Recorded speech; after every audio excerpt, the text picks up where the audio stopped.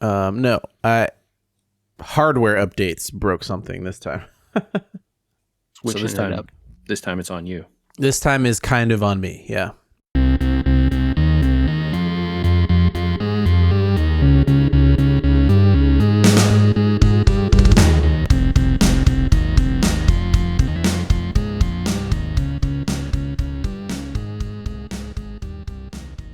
I'm a boomer, so I don't.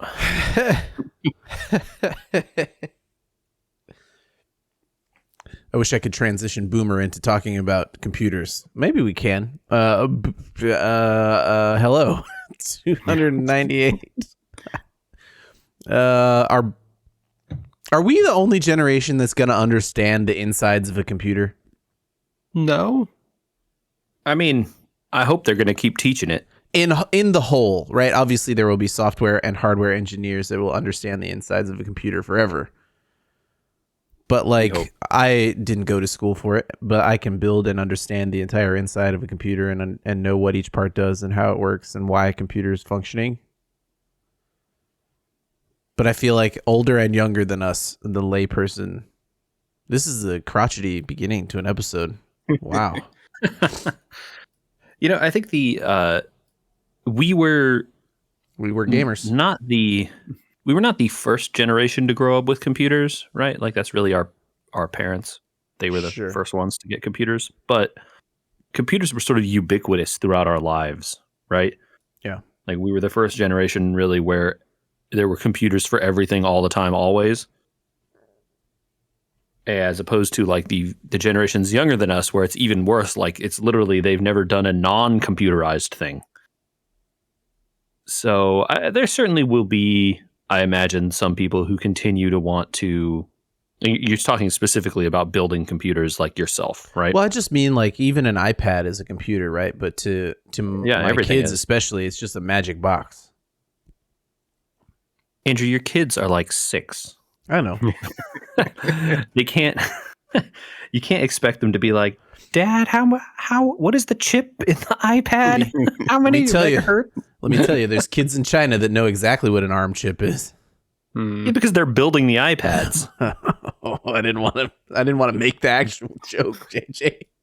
Why did you say? You just put it out there. You can't expect me not to jump at it. It's right there. Oh, that's terrible.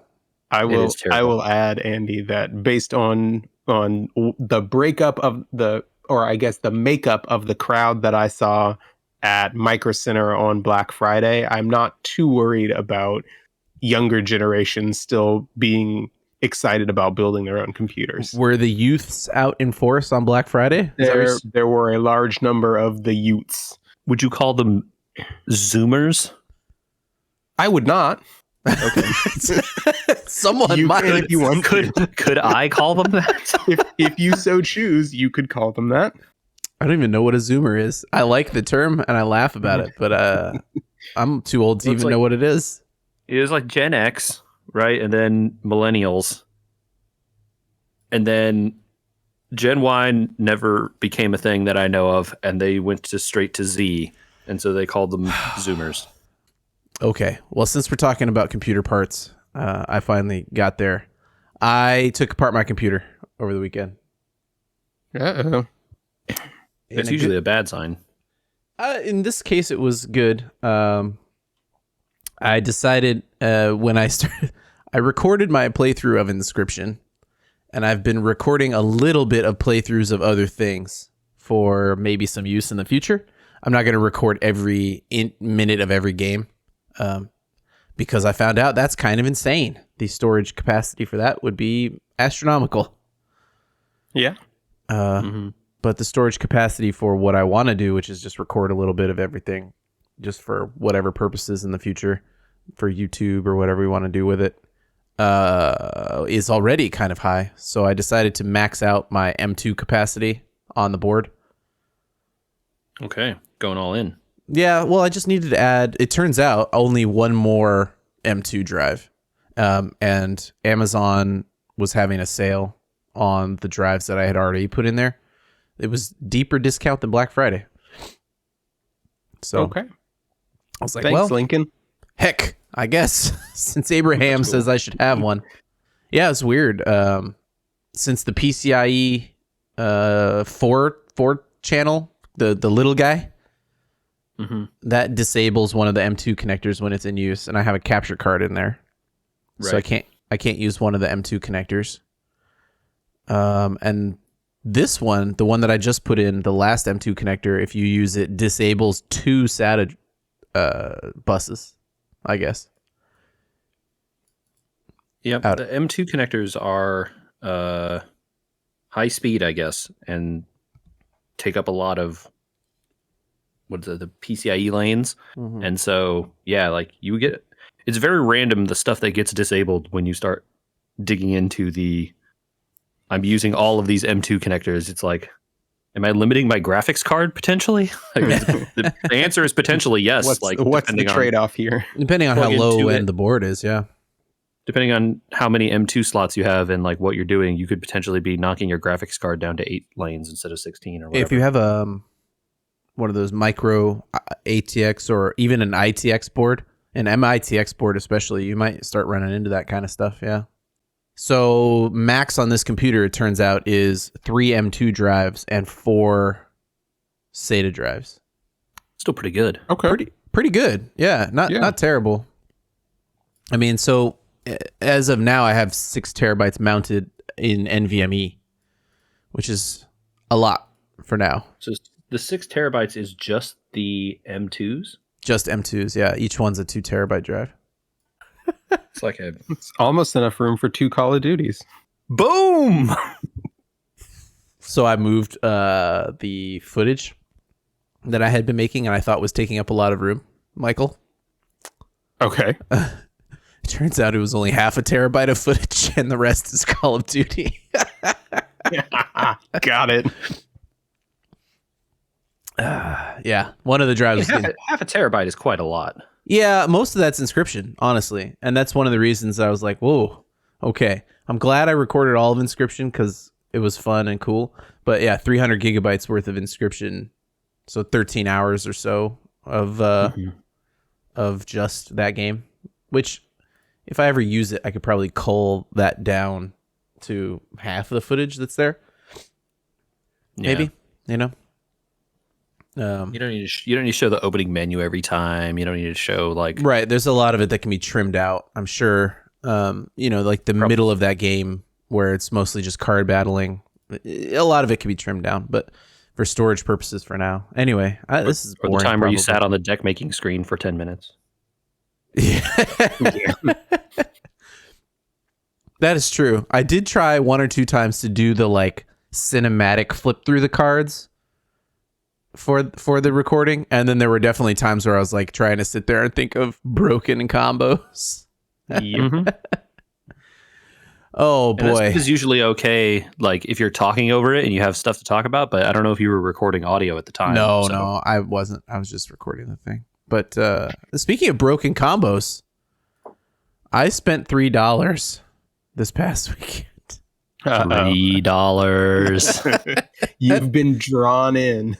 I mean, Michael, you need to do this. Michael, $3. Let's say that I named the episode "It's $3" last week because maybe I bought it last week and I lied. I lied just now. I just straight up lied when I said that I bought it over the weekend. I just didn't want it to sound that bad. Look, giving money to small creators is always a good thing. Okay, it's fine. Also, this game rules. It's so fun, man. I've had a very good time. We're talking about what JJ brought up at the last minute of the last episode, which was Vampire Survivors. Totally not legally actionable Castlevania. True. Didn't he at one point, it sounds like he may have just been using the sprites from Castlevania? I don't know. I don't think these are those anymore. No, if that these was are definitely the case, not. But definitely heavily inspired. Yeah. I have not unlocked everything in the game, but I definitely feel like I have beaten the game. Almost. I think I still need to beat Green Acres, but I think what counts as beating it is well, then again, there was a patch pretty recently that updated some stuff, so maybe the opinion changes. But if you unlock all the characters, I think you're pretty close to being done, I would say. there's at least a couple of the characters that require you to get to level 100, and that's not easy. Though I mean, I definitely have not gotten to level 100 with anybody yet. So have you been exploiting? The game allows you to refund your power-ups. Yes, since we've been talking about this game on the side, let's say. It's cool, Michael. It's definitely a bullet heck game. That's 99% of it is being good at moving, like in like those arcade style bullet games, like a 1942 or whatever, but more. Sure. But also the abilities are much more fair than an arcade game. An arcade game wants you to lose. Right. This definitely wants you to win. As long as you open up a Google spreadsheet that tells you exactly how to upgrade all the weapons. Because if you don't know that you can get the weapons maxed out and then transform them into absurdly broken versions of themselves, you will never beat the game. So I think you probably could, if you just had all level 8 stuff and then somehow picked all the wrong upgrades to like not evolve any of them. Yeah. Maybe you could still get by. But I think even by accident, you're going to end up evolving some of them, in which case, and then you're going to destroy things because the evolved weapons are truly, truly insane. Yeah, I think even the one you don't like, garlic, is really good when it's evolved because you steal health. Oh, yeah. It's the only into a vampire. Yeah, the only complaint I have about the evolved garlic is that it doesn't hold up at the very end, like minute 29, which is like, okay, sure, but hopefully you have other stuff by that point. I mean, if you have the duplicator and the King Bible, then you can survive any amount of time. The King Bible, I think, is the most broken weapon in the whole game. Especially when you have the duplicator on it. And the tome. Yeah. Oh my gosh. The King Bible is just too good, man. It's like, and then once you evolve that thing, it's over. I would say that it's early access and the balance isn't worked out, but I'm not sure that they're trying for balance in this game. It's interesting because they added, like the most recent update, they added a new weapon.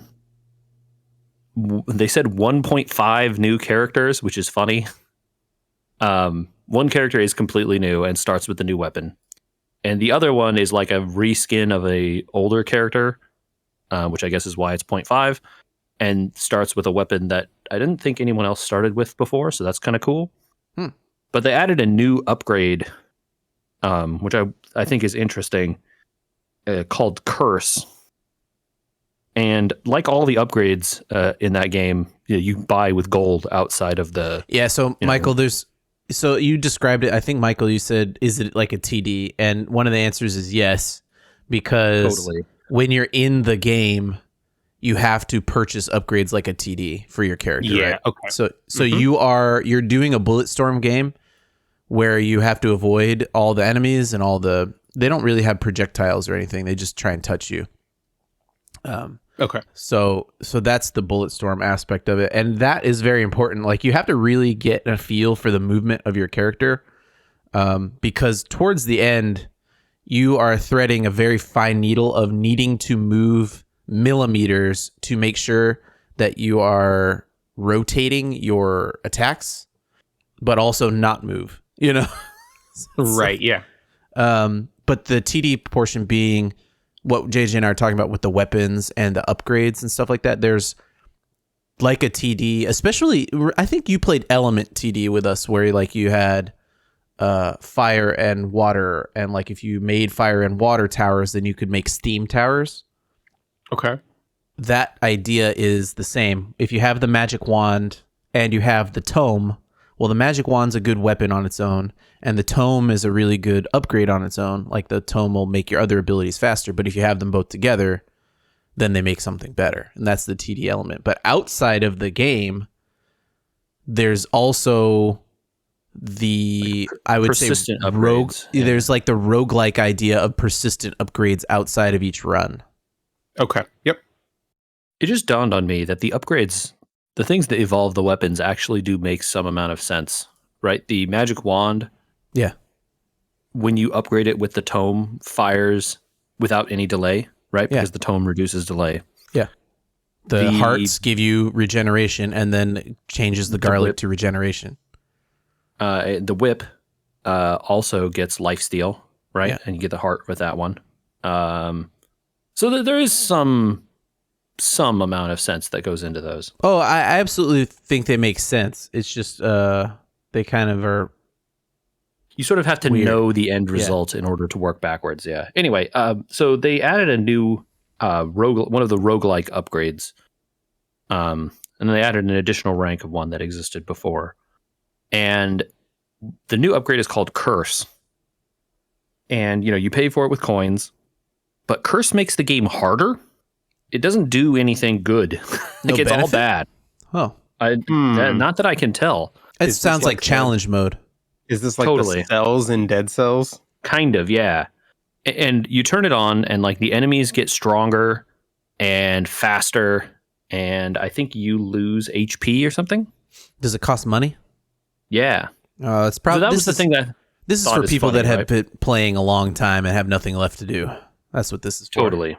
It's like, oh, you can refund all your money and spend some money on Curse so that you have like a more difficult time playing.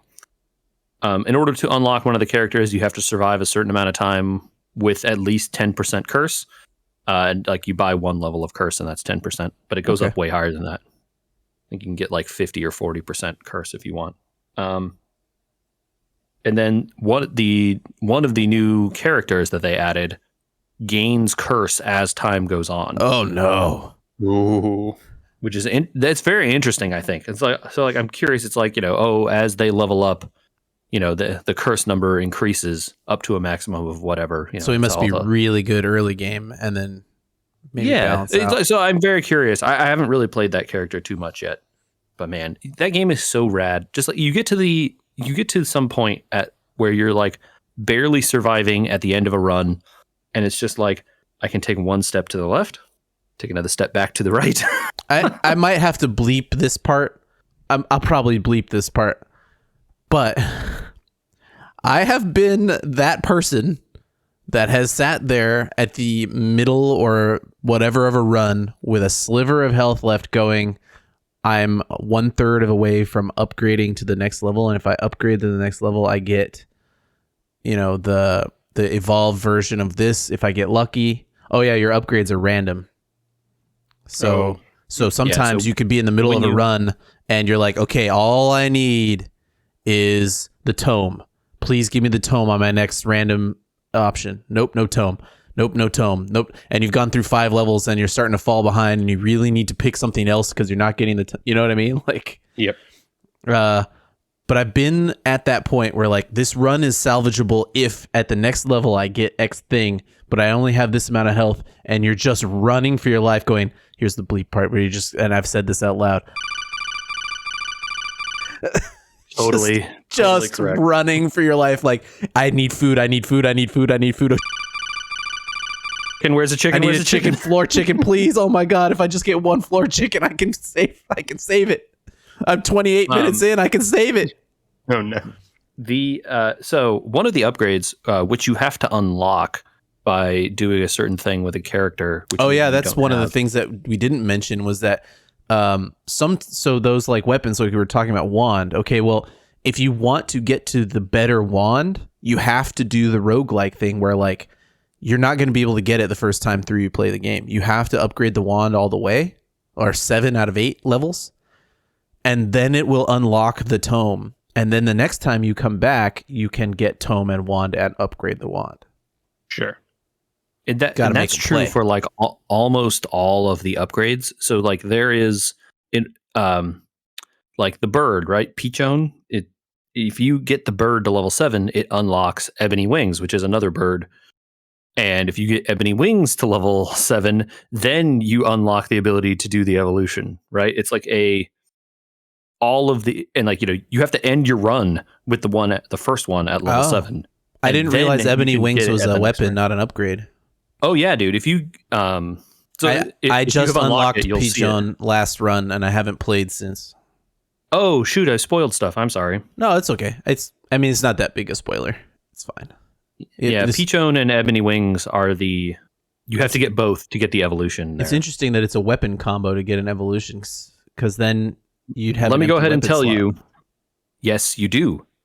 It's very powerful, but it requires a ton of levels, right? Because you have to get Peachone, and you have to get it to level 8. You have to get Ebony Wings. You have to get that to level 8, and then you get the evolution. And it reduces. It frees up an inventory slot, which is great. But you've now spent so many levels. So that's and 16 levels versus 9 levels for a normal upgrade, because you would need 8 and 1. No, 10, because you'd need 8, 1, and 1. Right. And then the evolution actually can level up as well. Oh my god.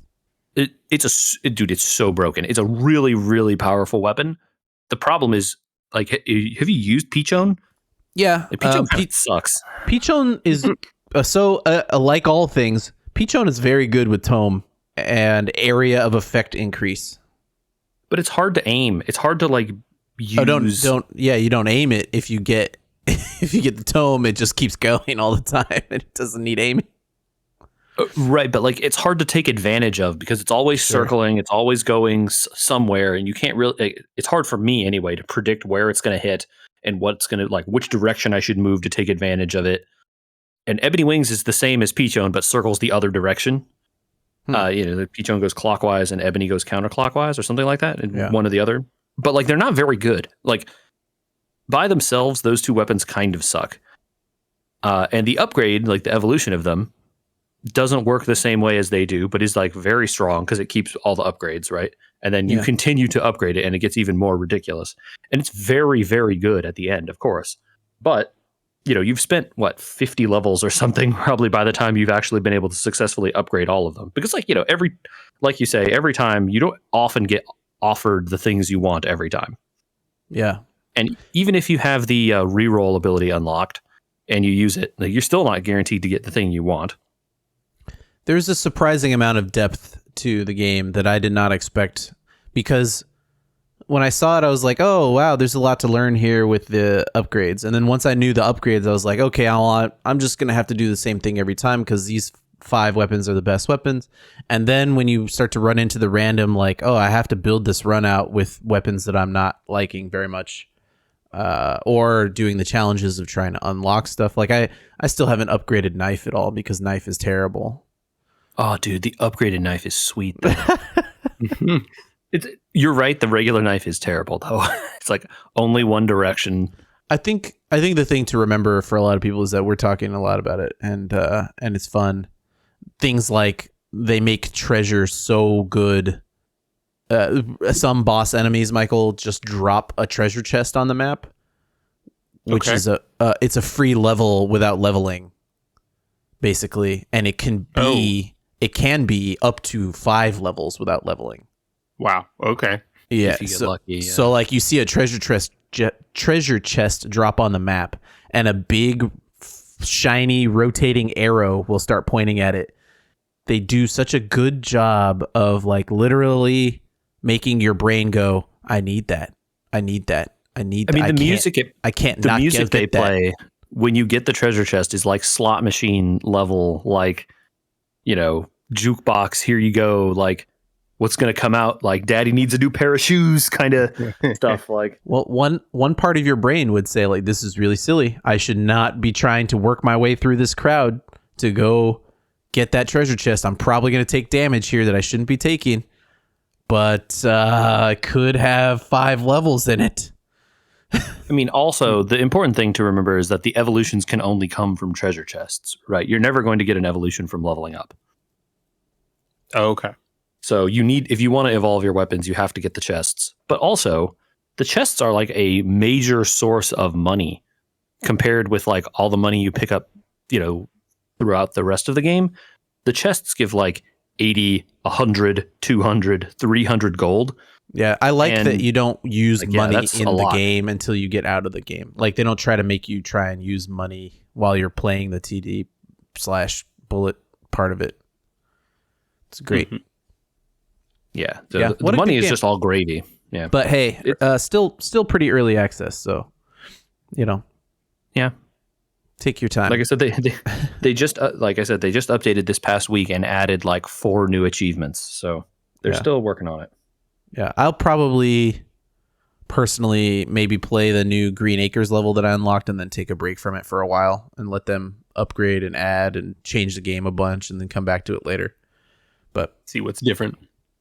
Yeah, I in general have kind of developed a non-early access beta. Beta is different, I guess, because sometimes you're helping. Like I helped with the Halo beta, but early access especially, it seems to be one of those. This game is not the intended game entirely, so maybe I'll just wait. Yeah, like I said, the only I don't want to reason get tired of really, something that's fun, especially if later on it's going to be more fun or. And like the only reason I was really going so hard on this one to try and get you guys to play it is first it's $3, and they did say they're going to up the price later. So, because like honestly, with the amount of fun I've had with this, they could have charged 10, and I would have been fine. You know, like it would. You know, if this was $9.99, yeah, okay, I get it. Like for the cost of $3, this game is just too much fun for that price. Yeah, man, I've spent like probably almost 15 hours or something playing this game. I have to say they need to add a save feature because I think I have 13 hours showing on Steam, but 4 of those were just leaving the computer on because I was on a 26-minute run, but I had to go do something. Yeah, the game is pretty unforgiving about letting you can pause, thankfully. Yeah. But you definitely, there's no save. Yeah, I understand what they're going for and like, you know, the whole roguelike, like individual run thing. They need a save. If they want you to do 30 minutes, they need a save, you know? I don't know that 30 minutes is such a huge ask, but I get No, that I know, it but some of us can life. get 20 minutes and not 30, you know? Yeah. Stuff happens, and I get why they don't want save manipulation. They don't want people to be able to roll back. You know, I'm not here to say that it's wrong that they don't let you save. If they want to let you save, they should add it. I'm not going to complain. It would be helpful to me too sometimes. Yeah, so. Personally, I would like it, but you know, that may not be their vision. I don't know. Michael, what's up? You've had to listen to us ramble about vampires and surviving. I want to listen to you ramble about what you've been playing since you haven't joined the $3 train. Not yet. I've been holding out. But in the meantime, I've been playing some Super Mario 3D World. Bit of a throwback, but the N64? No, it's not that old. Wii? It was the Wii version. Wii U. Yeah. Right? I think 3D World was Wii, and then there was this 3D. Is this the one that came with Bowser's Fury? That's the Switch one that came with Bowser's Fury, right? Yeah. You're playing it on the Switch, right? Yes. Okay. So this is the Wii U game. Okay. This is a remade one with extra stuff at the end of it, or is it separate? It's separate. Like when you launch the game, you have an option to pick one or the other to launch into. Wii U. Did you play this on Wii U? Yeah, I think he and I both did. Well, a long time ago.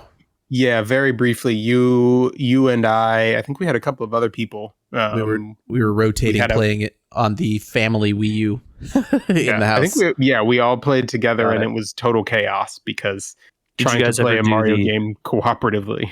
Did you guys ever get to the end? I don't think so. And also, that Mario game especially was very hard to play cooperatively because the camera only followed player one. Yep.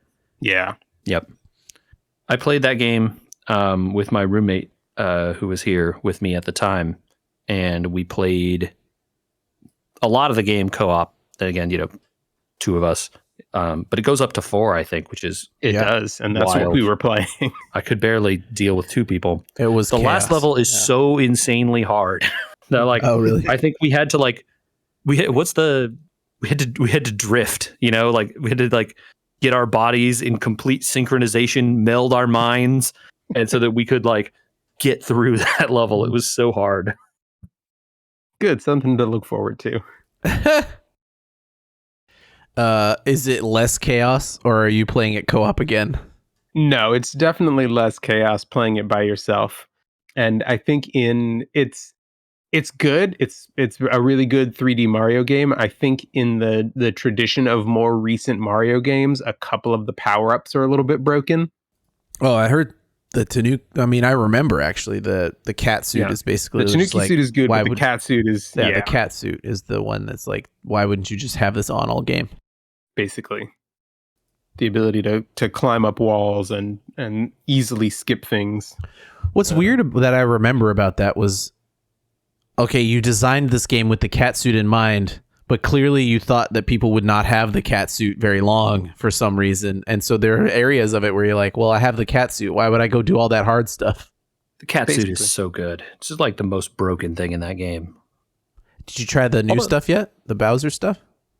No, not yet. I've just been playing through the older stuff since I never played it on the Wii U. Does this mean you laid down your playthrough of Breath of the Wild again? Nope, I'm bouncing back and forth. Played some of that over the weekend too. Nice.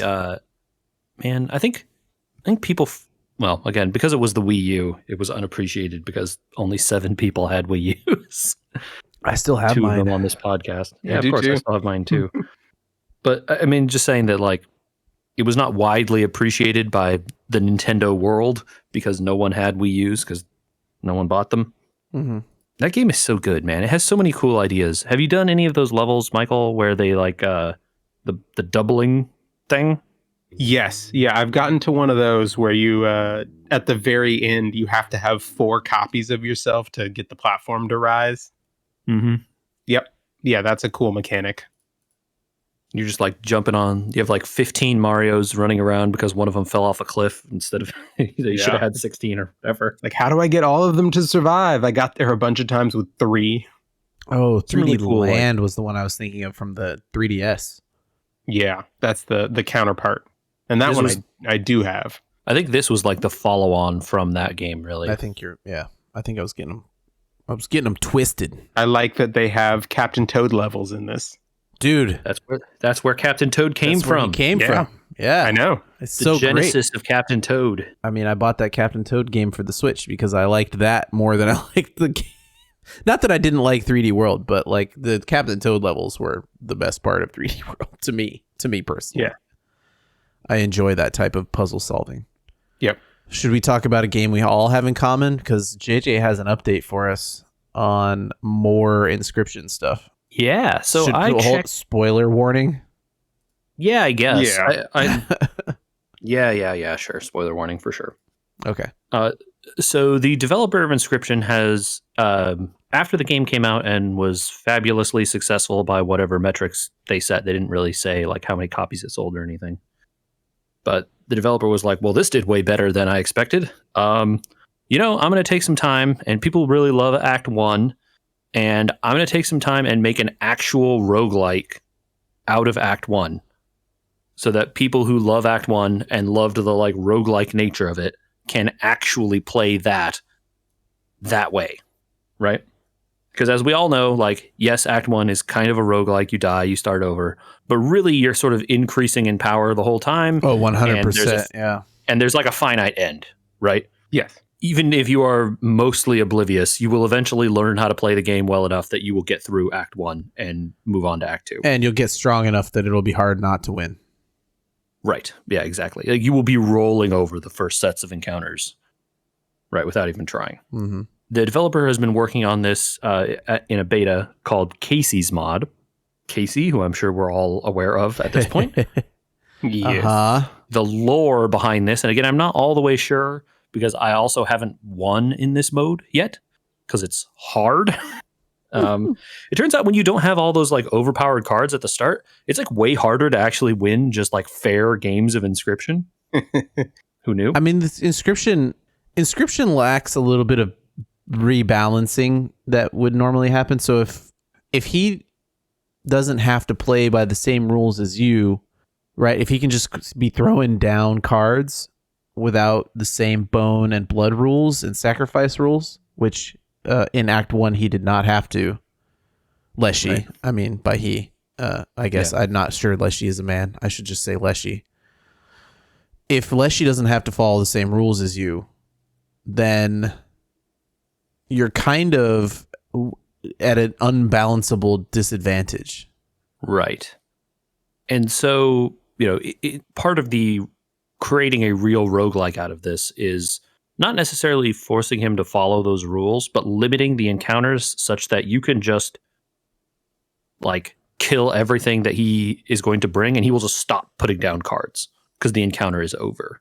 Whereas I feel like some of the encounters in Inscryption Act 1 would be like, oh, he would always have a bird or something and he would just play an extra bird every turn. Yeah, exactly. And they've rebalanced some of the cards for this mode. You get a starting deck, and you apparently can unlock different starting decks. I haven't done that because I can't win. I keep dying. No. But there are different starting decks. And so the first one that you start with, you know what makes a really big difference? If the Stoat only had 2 HP instead of 3, that's a really big difference, man. Dude, that card is way worse. Stoat needs to have 3 HP. It doesn't. It's a 1/2. Ooh. In fact, 1/2? Yeah, it's a 1/2 instead of a 1/3. Ouch. And a Stoat is a strictly worse Bullfrog, which you also start with because the Bullfrog can at least block flying. Right. So they need to rebalance the game a little bit. So, I mean, who knows what they will choose to do. And there's some new stuff in here. Like one of the things I encountered was a square where you would go to it and he would put the green bottle on the table and then apologize because he hates the bottle. Right. And the green bottle has like an art canvas and a brush. And he's like, I'm going to paint a picture for you. Show me the one you want me to paint. And so you put one of your cards up there. It gives you a choice of a couple cards. You put the card you want up there and he paints one that's supposed to be like that one. But obviously he screws it up because he's a terrible painter. And so it's like, I put my wolf up there that's a 3/2 and costs 2 blood. But then he paints it and then it's like, oh, well, this one is actually now it still looks like a wolf, has the picture of a wolf, says it's a wolf, still costs 2 blood. But oh, this is a 3/3 or it's a 1/4 or whatever. Like he screws it up slightly. Okay. Oh. All right. Or if the one you put up has like a bunch of sigils, like the sigils just get swapped out for other stuff sometimes, right? Because he can't mimic it correctly. Huh. So there's a few like interesting little new twists on stuff you can do in that mode. The maps seem longer. So like when you go in Act 1, when you're going up to the first boss, I feel like you could get to the first boss in maybe like 2 or 3 encounters total. Yeah, it's not very hard to avoid fights if you want to. Right. It's definitely harder to avoid fights in this mode, right? Like there are more of them and they are at more intersections such that you can't dodge them, or at least I seem not to be able to dodge them. Oh, okay. Out of all of this, right, every run there's a set of challenges and you have to pick like the challenges have like point values associated with them and they're basically like detriments, right? One of them is it disables the clover, so you can't like re-roll the cards, right? Oh no. There's one that disables you no longer start with the angler hook, and I forget. There's 2 other ones that I didn't use because they seemed too bad. And then there's way more locked challenges too. And at the start of every run, you have to meet a threshold of challenge points in order to start the run. Losing the hook item or losing the clover are both worth 5 points, and that's how many you need to start the first run. I see. The other ones are probably also worth 5 points, but I don't remember what they are because I deemed them worse than losing the hook or the angler item. And so then, like, it seems like, oh, you will eventually be unlocking runs that are more difficult and require you to, take more detriments in order to allow you to start the run again. Do you get a benefit from choosing more than the points that they ask you to choose? I don't know. I didn't check it out. I don't see a reason to do that. It didn't like immediately, but maybe there is some hidden benefit. I don't know. So the end result of all of this is, the developer has been working on this since Inscryption came out, and the latest update that came out to it for Kaycees Mod, he said like, oh, we're very close to the end here. So it sounds like they will be putting it out more officially soon. For now, you can like opt into the beta for free with like a code he has, on the internet. You can just go look it up. Do we think that this is going to be for people like me that are kind of like, I'm interested in playing a roguelike version of that, but to me, finding out more about the story is more of the reason to try that? So there is lore associated with this. There are developer logs, which again are Casey, the developer, because there's a few instances where in the game, like you come up to the screen where the clover should be, and you get some of that like flashing red text and like, error loading that you see in parts of Inscryption when it tries to do something, but the file was deleted or whatever. And then like Leshy talks to, he's like, "Oh, Casey, you modified this," or something. So there's definitely some awareness going on, and there's some like locked diary entries and stuff. So I don't know how it will tie into anything. So again, I haven't actually won in order to unlock anything, but it seems pretty cool, and I'm interested. But I also am wary because you could totally see them making this like a really long slog potentially to unlock tons of stuff. Yeah. For like very little tidbits of lore. But I like playing Inscryption enough that I will just play it and enjoy it for a little while, and then if that's enough, great. And if I don't get all the lore, there's always YouTube or something. Maybe we'll get someone else will do it. Maybe we'll get another version after this for Michael and me. That's Botopia. Yeah. I'll wait until that's out of beta. I won't mess with it. Yeah, I totally don't think you need to be in there until it's all done. Nice. All done, huh? All done is the book of Boba Fett. More spoiler warnings. Michael, you've managed to find the spare moments, as we were gamers are wont to do. Yes. How did you you hadn't finished the last 2 episodes last time we talked? I had not. A bad man showed up. Yes, he did. So I have a gripe here first before we get into it. Oh no. I guess spoiler warnings for anyone who hasn't seen the ending yet. I am annoyed with Disney Plus advertising because, and I don't remember if it was just after episode 5 or just after episode 6. They usually give you 1 week and then the Instagram account spoils whatever was happening. Yeah, they were running an ad on TV that shows, it must have been before episode 6 because the ad showed Cad Bane, it showed Ahsoka, and it showed Grogu. And it's like, well, I guess that's that. Dang. I didn't have it spoiled. When he was walking out of the desert, I almost peed a little bit. Yeah, it's a great moment. And like I get it, if you're not familiar with the cartoons, that glimpse doesn't mean anything to you. That hat means everything. Hello, it's me, the person who didn't get it and was like, who the hell is this guy? Yeah, so if JJ had seen the ad, your thoughts would have been, oh, there's Ahsoka and Grogu and some blue guy. Yeah. Yeah. That blue guy as a bad man. Truth. But what did you think of those last 2 episodes, you guys? And maybe the show as a whole, I guess. Yeah. Those last 3 are all, they brought it. Those last 3 are a different show than the first half. Very true. Yeah. Kit describes it as a Mandalorian miniseries. Not wrong. Yeah. Certainly the best parts of it are the parts where we're not talking or seeing Boba Fett at all.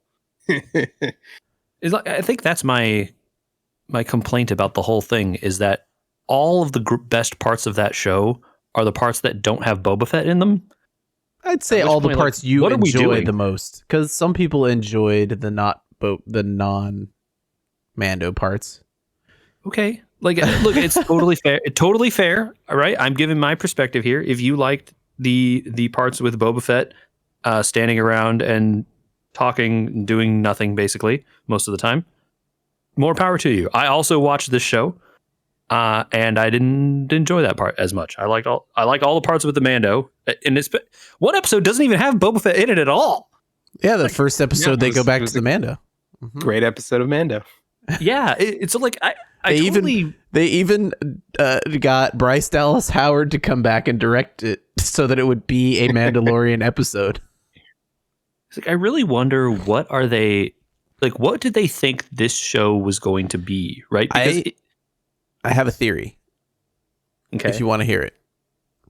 Because I know both of you, or at least JJ, I think Michael, you lived through the 90s. Yes. I'm pretty sure I was there. Yeah. This is the revamp of the 90s where you and I and everybody else that was into Star Wars only had books. And every week or two, a new Star Wars universe book came out, but they were all lightly connected. You would see characters in them that you saw in other books. Oh yeah, this one's got Boba Fett in it, and he does this stuff with Dengar, or this one's got Luke in it, or this one's got and those were all very loosely connected. The same feeling came to me about when the Mando second episode, right, where he's finally interacting with Boba Fett, and you're like, oh, these are those books. They literally are telling us the book of Boba Fett. We're back to that era of like they're just gonna make side stories all over the place, and they're somewhat loosely connected. That's my theory. I mean, interesting. Because I think the takeaway for me from this whole thing is that like Boba Fett didn't really have a big enough and interesting enough story, so they had to have a bunch of other stuff in it because otherwise they wouldn't be able to get even to 8 episodes. Right? So they had to throw a Mandalorian, like an entire Mandalorian episode, really, into this show. And now, like, honestly, I think if you are going to watch the further adventures of the Mandalorian, you needed to have watched this because, you know, like important stuff happens here. Yep. So that makes me wonder, like, why did you try to name this show after Boba Fett when really, like, Boba Fett's story is only half the story that's going on here? That's when I came back to the books, right? The book idea of like, well, they are reading all the books, so you can put whatever you want in there. Yeah, I think I see that. Yeah. If we're getting side stories, though, can I request the next series be about the Marshal? RoboCop? Yes. He's yeah. Man. Sure. I mean, they kept him alive, and it's Timothy Oliphant. I mean, just... There's got to be a reason, right? Yeah, please. I mean, they brought him back only to just kill him immediately. And I was like, man, why they do Timothy like this? Oh, man. I don't know, JJ, but you hadn't watched the cartoon, but I cannot describe to you how exciting it was to be like, it's Cad Bane. Oh, my God.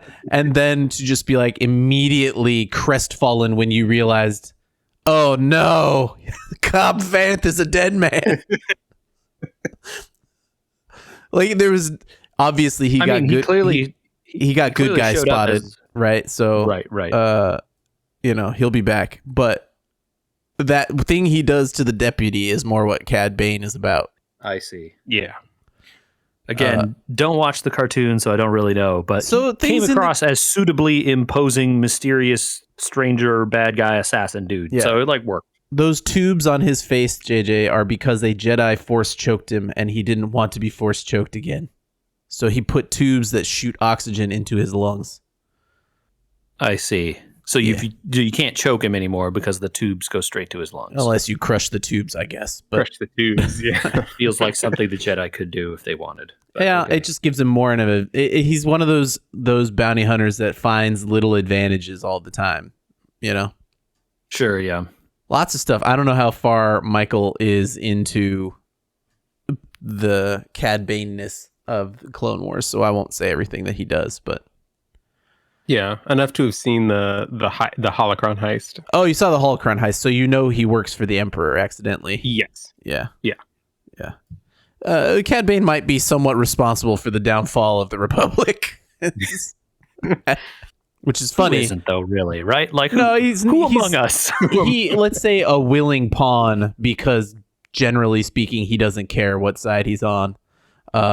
Which I thought was pretty clear, right? I thought that was really funny when he shows up and he's like, Boba worked for the Empire. And you're like, dude, you worked for Palpatine. Yeah. Funny. I'm glad they didn't attempt to explain that, because I was just like, you know, it was a good me not having any reference point when Cad Bane is talking to Boba Fett and saying like, oh, you know, you worked for the Empire. You're not this goody two shoes. You don't believe in all this loyalty and stuff and whatever. I was like, that worked for me because, again, I didn't know Yeah. the other side of this. Sure, It's cool that this time around, unlike in that Mando one where you were frustrated, that 2 episodes in this were basically aimed at non-watchers of other stuff. So they explain the Darksaber in a whole episode, and they explain things like the Vizslas that, like, if you watched Clone Wars, you already knew, but they explained it again in a way that was enjoyable for me to watch. Yes, I cannot be thankful enough that this is how they should have done all of that stuff at the end of the last Mandalorian season. Right. Yeah. Well, and then there's the Cad Bane thing where I think people that had never seen him before thought he was suitably cool, even though he died, quote unquote.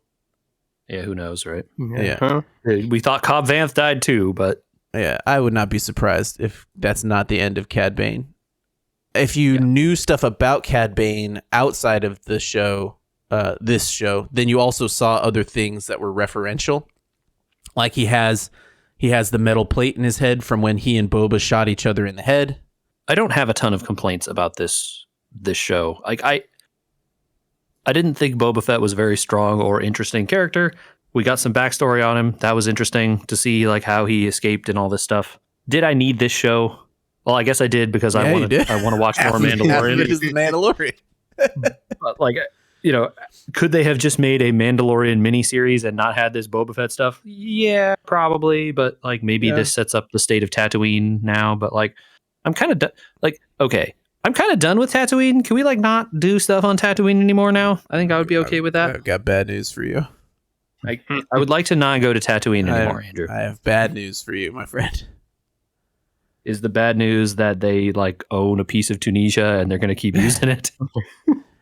In May, I think on the 11th, the Obi-Wan Kenobi series is dropping, and the teaser poster for that is Obi-Wan Kenobi walking on Tatooine. Yep. Son of a bee. Can't get away from him. Although I guess like that makes sense, right? Because we knew, Obi-Wan goes to Tatooine at some point. For his hermitage. It's going to be interesting that now is going to start being the bounce around timelines time. So we had Mandalorian and Book of Boba Fett, which are after Return of the Jedi by 5 years. Now we're going to bounce backwards to during the fall, which is in between episodes 3 and 4. Then it'll probably be Bad Batch, which is also between episodes 3 and 4. Well, Ahsoka's in there somewhere too. And then Ahsoka will be in there somewhere, which is back to Return of the Jedi 5 years later. So her show is supposed to be back at the Return of the Jedi time, I think. Okay. Afterwards. Yeah. So it's like in a similar in the time Mando frame to, timeline. like, when Mando Yes. timeline. Okay, Yeah. okay. It's just going to be tie-ins easier. It's going to be weird because people are going to start to have to track bouncing around the Star Wars timeline more like the books, right? So we're entering the Star Wars MCU. I mean, I think that's a pretty accurate depiction of what they really want here. Although the issue being that Marvel did a better job with all of their movies. Mm-hmm. Mm-hmm. All right. Speaking of bad movies, for the last topic here, should we say that maybe those Snyderverse movies are terrible? I mean, I invested all the time to watch both Supermans, right? The first Superman and then the Batman versus Superman. You mean BVS DOJ? Yeah, and then that 4-hour cut of the 6 Snyder hours, right? version that everyone said was better than the other version. I did not watch. I did not watch it in black and white. Yeah, look, you didn't. I want to start with a statement. It's a strong one. Nowhere on Earth is there a good reason to make a movie 4x3. Preach. Okay. Yep. I don't care. And here's the explanation. And I know, and I can draw it on a piece of paper, Zack Snyder. You do not demean to me about the size of film and turning 35 millimeter into 2 frames instead of 4 frames. I get it. and then 70 millimeter size is two 35 millimeter next to each other, and you end up with 4:3. I don't need it explained to me. Just because you're using more film and get more picture and more pixel density on the scan doesn't mean it fits my TV well. Knock it off. And even if this had gone to the theater, which it never did, right? It would still be the wrong size. It would look terrible. It would look terrible in a theater too, because theaters also aren't 4:3. Well, so he wanted to quote unquote make it IMAX-like and give you more picture. This is not more picture. It's less picture. Stop it. Like, I understand the framing device is that you framed everything for 4:3 for some insane reason. But he didn't even film it in IMAX, so he could never have done that. No, right? Like, I understand that. Yes, I know. And even IMAX is not 4:3 because the Disney Plus does the thing where they quote unquote IMAX enhance your films. 2:3:5:1 is not 16:9, and a lot of film, especially older non-digital non-digital film, is not 16:9. Anyway, instead of getting the black bars at the top and the bottom, Disney now gives you the extra data and unblack bars them and scans your TV for whatever size it is, if it's 4K or, you know what I mean? Okay. You know what I'm saying? Yeah. And they make sure that screen is full of data. No more black on any side or whatever. Yuck. 4:3. Yuck. Don't do it. So let's talk about the 7-hour Snyder cut. What do you want to talk about? I think it's fair to say it is better than the one that came out, right? Well, I can't argue with that, but I have watched both Wonder Woman's, the Superman, the Batman versus Superman. I could not make it through the Aquaman. I can't believe I watched that second Wonder Woman. When the horse jumped over the pit, I wanted to quit. And the second Wonder Woman movie was not good. The first one is great. The second one, the second Wonder Woman isn't actually that terrible in the middle and the end. And I liked the how they brought Trevor back. That was cool. Mm-hmm. But God, it's just the aesthetic he created of this just, oh God, I just don't understand it. Oh, I wish I could connect and understand why people like this type of stuff. I don't have a lot to say because I don't want to just bag on it, but I just don't get it. I don't get why it's popular or quote unquote good. I think the Justice League movie was so bad, the theatrical version, right? It was so bad. Yeah. That when they released this, it was a revelation because it actually had a semi-coherent plot. And even I heard that Cyborg was cut out of the other one. Cyborg is barely in. How is that even possible? The entire story of the Snyder version is about Cyborg. Yeah, exactly. Michael. It's like I'm saying. It's Michael, the theatrical version is so bad. I'm sensing a disconnect here. Michael, it's worse than you think, Michael. The only two black characters in the entire Snyder universe are Cyborg and his dad. No. And they cut them out. They're not cut out. They're not cut out. Both of them are in the theatrical version, but barely. The dad is barely in it at all. It makes no sense. Cyborg is in it, but he's just it's the only good part. And so when you watch this one, you're like, oh, there's a story here. It makes some sense. Sure, the story makes some sense. It's 9 hours too long. Totally agree. Not here to disagree. It's 9 hours too long. The revelation is that the reason people like it is oh, these movies had and actually even the same with Batman versus Superman. Did you watch the extended cut or whatever? Yeah, I only ever watched the versions people said were better. Okay. So the original cut of Batman vs. Superman, a lot of that time that they spend showing that everyone hates Batman isn't in the theatrical cut of that movie. Everyone should hate Batman. He sucks in all the movies. Fair. And I don't mean Ben Affleck sucks. Ben Affleck doesn't do a terrible job acting the character he's given. The same with Henry Cavill. Actually, often the case with all of the actors. I would say the acting in most of these movies is not bad. I very rarely blame the actors for bad movies. Maybe it's possible that they're, contributing or whatever, but frequently it's never the actor's fault. It's almost always either the director or the writers. But in this instance, right, you cut out large portions of that time where Superman is going around learning that everyone hates Batman, all the bad things that Batman has done, all the like horrible scenes of like people that are beaten and destroyed, right, because Batman, was doing Batman stuff. It becomes reasonable in your mind that Superman would like go, oh, this guy's bad, I need to stop him. I don't find that reasonable, considering that Superman obliterates thousands of people every time he's on the screen. Which is why Batman gets so mad at him, right? At least they attempt to tell the story, right? Sure. Whereas in the theatrical version, it's just like Superman goes like, well, time to get rid of Batman now. And you're just like, what? Where did this come from? Why are we doing this now all of a sudden? Yeah. And so, like, again, I don't want to claim that these movies as these, extended versions or whatever are great movies, because they aren't.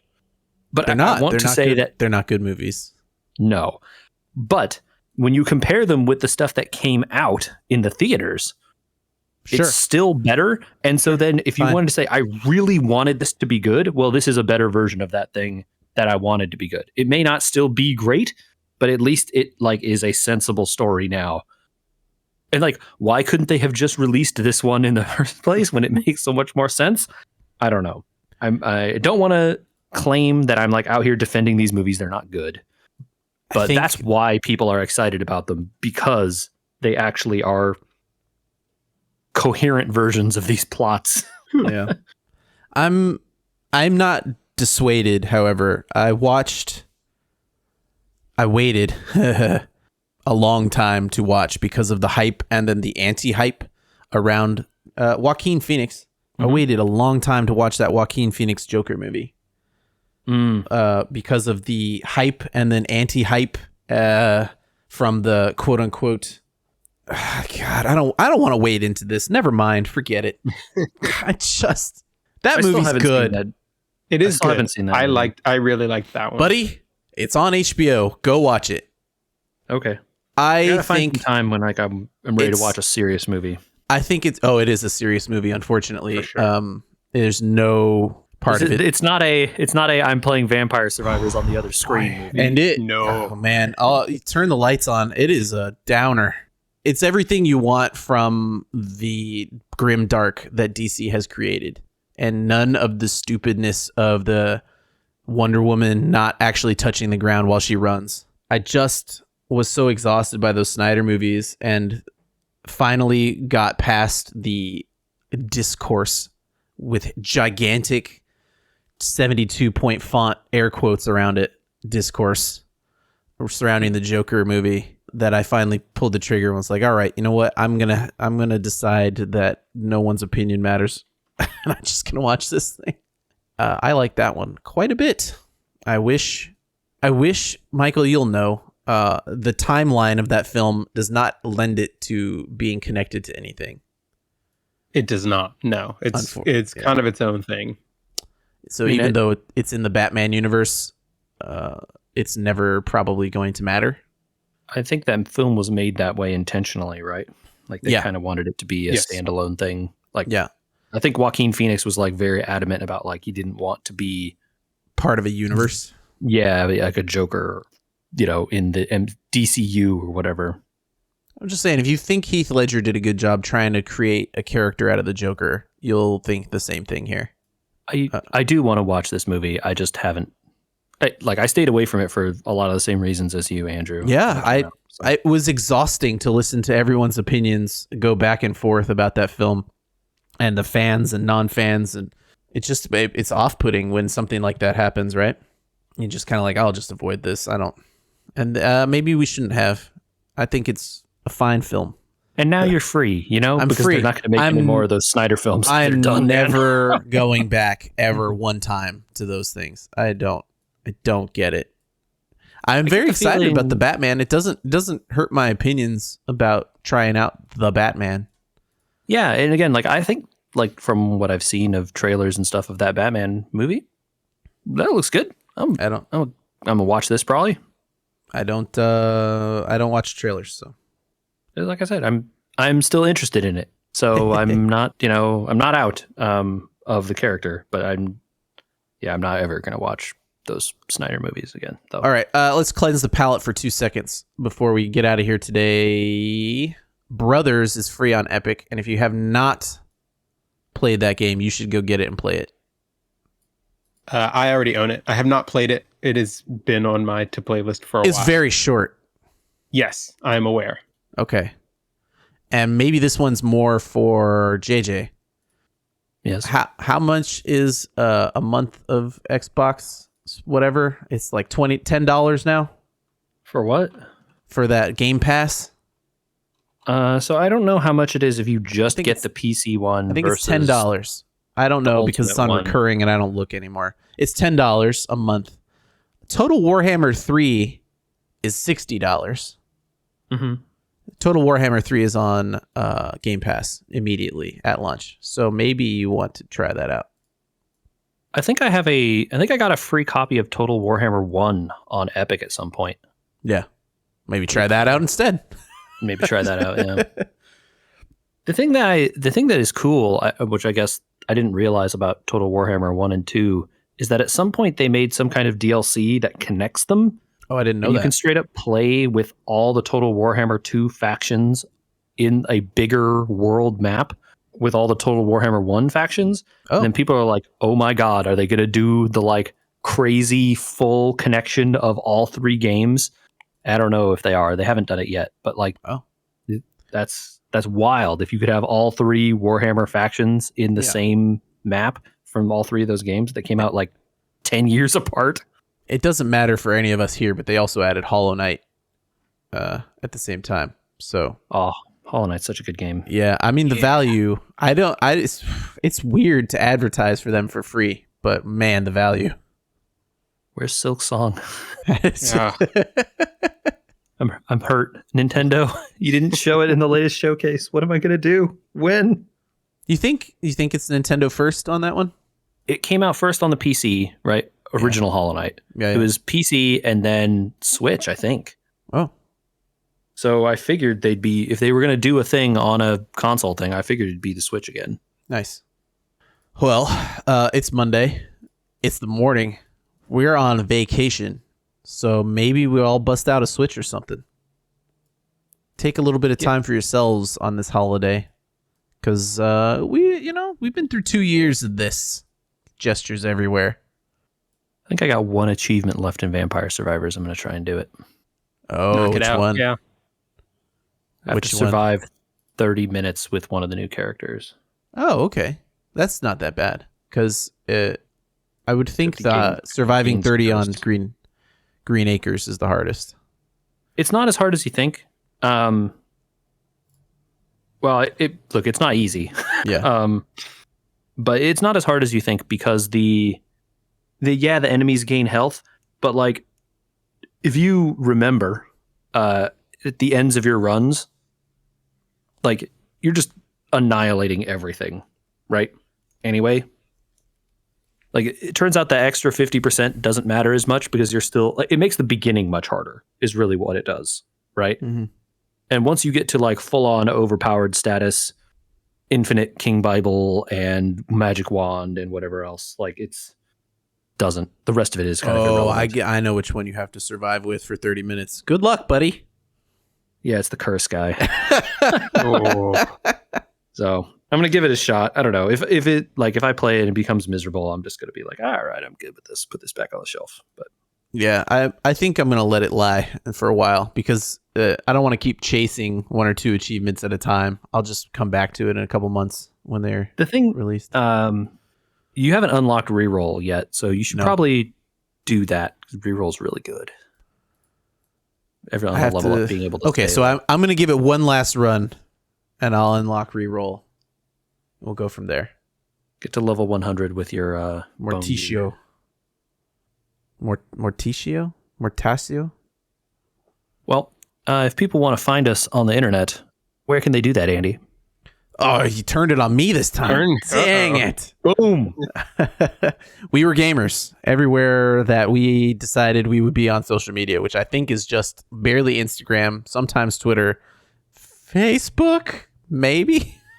The best place to do that. Sure. Okay, the best places are your podcast app of choice where you should rate us because algorithms. And 2, YouTube. YouTube is awesome because I put graphics on there, and they're fun to do, and they take time. So reward me. Not gonna lie, the YouTube stuff is actually pretty sweet. Best way, podcast at wewergamers.com. Weigh in on things like, I got an email about screen tearing. We'll talk about that next week. Stuff like that. Yeah, and we'll do that controller component class, and Michael's close to building a computer. So if you got comments, just podcast at wewergamers.com.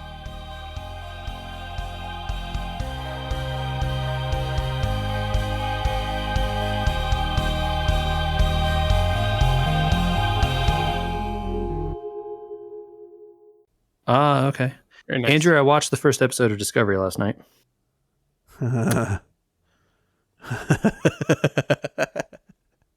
was the show with 7 executive producers. I knew what you meant when you said a show with 7 executive producers can't be good. I don't know. We'll talk about it. I'm not all the way out yet. All right. Well, enjoy your afternoon, gents. You Kit. as well. Hey, Kit, how's it going? Hey guys. I'm going to tag you in, Kit. Okay. If anybody wants to hear about the second half of Prodigy, you're welcome to stay. I got some Breath of the Wild to play. Yeah, I'm hitting the tag out button. I'll leave Prodigy to you guys. Tell me how it is. I'll listen. I think those last 2 episodes, let me say, before you go, really prove that this is some Star Trek. Indeed.